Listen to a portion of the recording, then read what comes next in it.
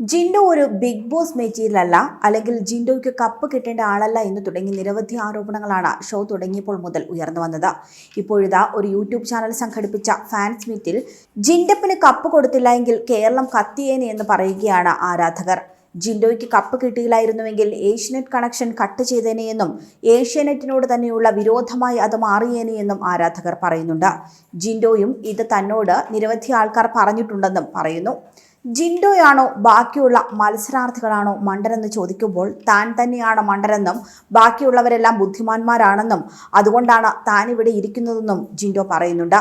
സാധാരണ എല്ലാവർക്കും ഒരു ധാരണയുണ്ട്, ജിമ്മന്മാർ എല്ലാവരും മണ്ടന്മാരാണെന്ന്. ബിഗ് ബോസ് വീട്ടിലുള്ള ബാക്കി എല്ലാവരും ചേർന്ന് ഒരാൾക്ക് മണ്ടൻ ടാഗ് ആദ്യ ആഴ്ചയിൽ തന്നെ തരുമ്പോൾ അയാളുടെ അവസ്ഥ എന്താണെന്നും ജിൻഡോ ചോദിക്കുന്നു. ആ സമയത്ത് താനാകെ തകർന്നു പോയെന്നും പിന്നീടാണ് താനും രതീഷും ചേർന്ന് ഗെയിം മാറ്റിപ്പിടിച്ചതെന്നും ജിൻഡോ പറയുന്നുണ്ട്. രതീഷും ജാൻമണിയുമൊക്കെ ഈ ഷോയുടെ ഭാഗമായിരുന്നു. രതീഷ് പറയുന്നത് അർഹതപ്പെട്ടവന്റെ കയ്യിൽ തന്നെയാണ് കപ്പ് കിട്ടിയതെന്നും നന്മയുടെ വിജയമാണിതെന്നും മല്ലയ്യക്കല്ലാതെ മറ്റാർക്കാണ് കപ്പ് കിട്ടേണ്ടതെന്നുമാണ്. അതേസമയം തങ്ങൾക്കിടയിലുള്ള ബന്ധം ജെന്യുവിനായി ഉണ്ടായതാണെന്നും പുറത്തുനിന്നും പ്ലാൻ ചെയ്തു വന്നതല്ല എന്നും ജിൻഡോ പറയുന്നു. അങ്ങനെ പുറത്തുനിന്ന് പ്ലാൻ ചെയ്തു വന്ന കോംബോ ആണെങ്കിൽ അരിയാഹാരം കഴിക്കുന്നവർക്ക് അത് മനസ്സിലാകുമെന്നും ജിൻഡോ പറയുന്നുണ്ട്. അതേസമയം ജാൻമണി പറയുന്നത് ജിൻഡോ റിയലാണ്, ജിൻഡോയ്ക്ക് തന്നെ കപ്പ് കിട്ടുമെന്ന് ഉറപ്പുണ്ടായിരുന്നുവെന്നുമാണ്. ജിൻഡോ തന്നെ എന്നും ചേർത്ത് പിടിച്ചിട്ടുണ്ടെന്നും ജാൻമണി പറയുന്നു. ആ വീട്ടിലുണ്ടായിരുന്നവർ എല്ലാവരും ഫേക്ക് ആയിരുന്നു, എല്ലാവരും നുണ പറയാറുണ്ടായിരുന്നു, എല്ലാവരും അഭിനയിക്കുകയും ചെയ്യും. പക്ഷേ അവരെല്ലാം ജിൻഡോയെ കുറ്റപ്പെടുത്തിയെന്നും എന്നാൽ മലയാളികൾ എല്ലാവരും ജിൻഡോയ്ക്ക് വേണ്ടി നിന്നുവെന്നും ജാൻമണി പറയുന്നുണ്ട്. ജിൻഡോയുടെ അമ്മയും അച്ഛനും ഒക്കെ ഷോയിൽ വന്നിരുന്നു. മകൻ ഈ നിലയിലെത്തിയതിൽ സന്തോഷമുണ്ടെന്നും ജനങ്ങളുടെ വിജയമാണെന്നും നന്ദിയുണ്ടെന്നുമാണ് ജിൻഡോയുടെ അമ്മ പറയുന്നത്. ജിൻഡോയുടെ അച്ഛനും ഇത് തന്നെയാണ് പറയുന്നത്. 70 കഴിഞ്ഞ തന്റെ അച്ഛന്റെ എനർജിയാണ് തനിക്ക് ലഭിച്ചതെന്നും ജിൻഡോ പറയുന്നു.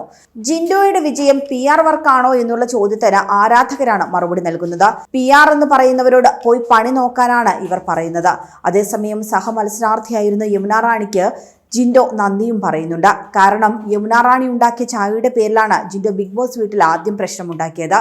എന്നാൽ പിന്നീട് യമുന റാണി അതൊക്കെ ഗെയിമാണെന്ന് തിരിച്ചറിഞ്ഞ് തന്നോട് ക്ഷമിച്ചെന്നും ബിഗ് ബോസിനോട് പോലും താനൊരു പാവമാണെന്ന് പറയുകയും ചെയ്തെന്നും ജിൻഡോ പറയുന്നുണ്ട്.